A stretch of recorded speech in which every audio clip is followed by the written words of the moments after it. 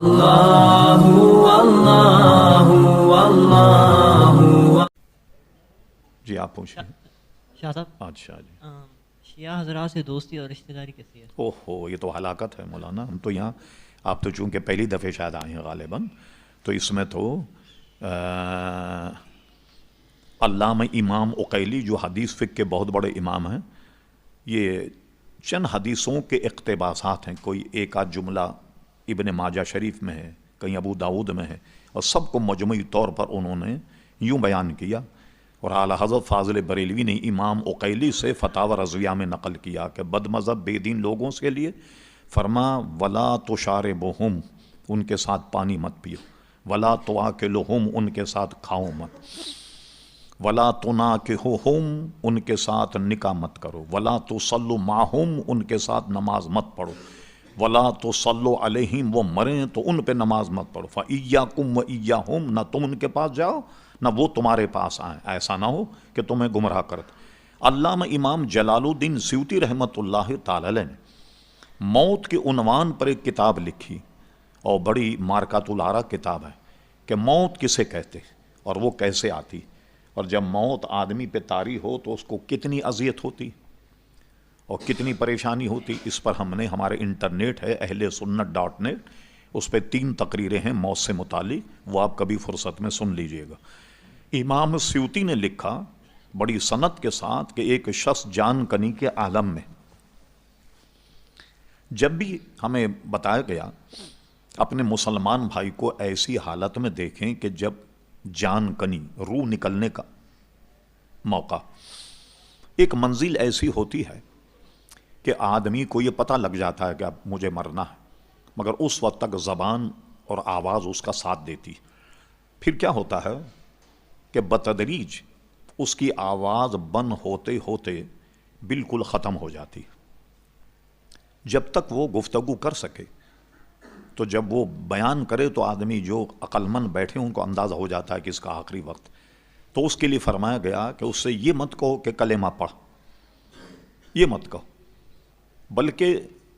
اس کے سرہانے بیٹھ کر کلمے کا ورد کرو، لا الہ الا اللہ محمد رسول اللہ، لا الہ الا اللہ محمد رسول اللہ، اشہد ان لا الہ الا اللہ واشہد ان محمد رسول اللہ صلی اللہ علیہ وسلم۔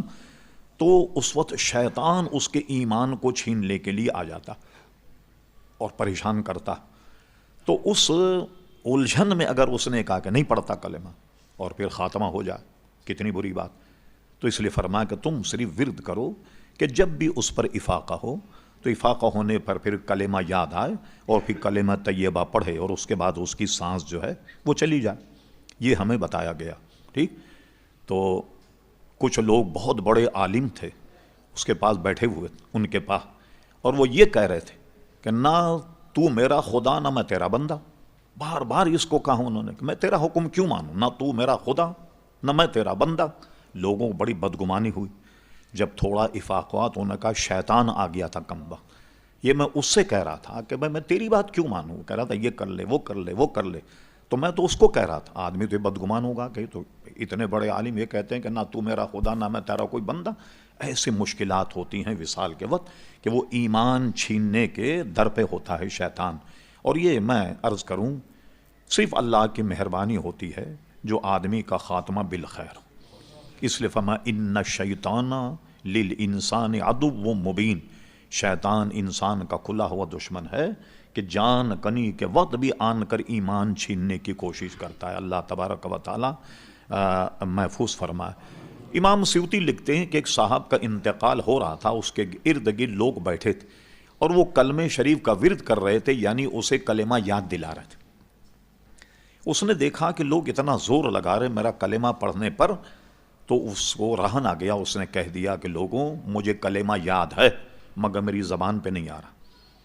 تو لوگوں نے پوچھا کیوں بھائی، جب بات کرنے کی پوزیشن میں ہے اور کلمہ کیوں نہیں پڑھ رہا؟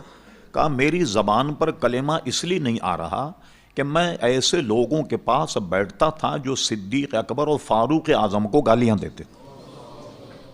میں ایسوں کی صحبت میں بیٹھتا تھا۔ اب جو صحابہ کو تبرہ اور گالیاں دے، اس کی صحبت میں بیٹھنے والا مرتے وقت کلمے سے محروم ہو جائے،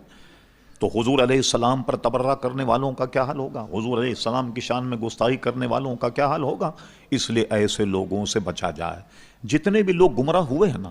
یہ بری صحبت ہی سے گمراہ ہوئے کہ لوگ لے گئے۔ ذرا ہمارے یہاں ایک بولی ہے، اللہ محفوظ رکھے، ارے مولانا چھوڑیے، یار کی یاری سے کام، یار کی کرنی سے کیا کام، ارے یاری کی یاری میں سب کام ہو جاتا ہے۔ اس لیے فرما کونو ما صادق، یا ایھا الذین آمنوا اتقوا اللہ، اے ایمان والو اللہ سے ڈرو، وہ کونو ما صادقین، اچھوں کے ساتھ رہو، اچھوں کے ساتھ ہو جاؤ۔ اس لیے ہمیشہ اچھوں کے ساتھ رہنا چاہیے۔ اور شیخ سعدی کا یہ مقولہ کتنا عام ہے جو آپ نے ہمارے باپ دادا اور بڑے لوگوں سنا ہوگا، صحبت صالح ترا صالح کنت، صحبت طالح ترا طالح کنت۔ اچھوں کی صحبت میں بیٹھو گے تو اچھے کہلاؤ، اور بروں کی صحبت میں بیٹھو گے تو برے کہلاؤ گے۔ اس لیے اللہ تعالی ہمیں بری صحبتوں سے محفوظ رکھے۔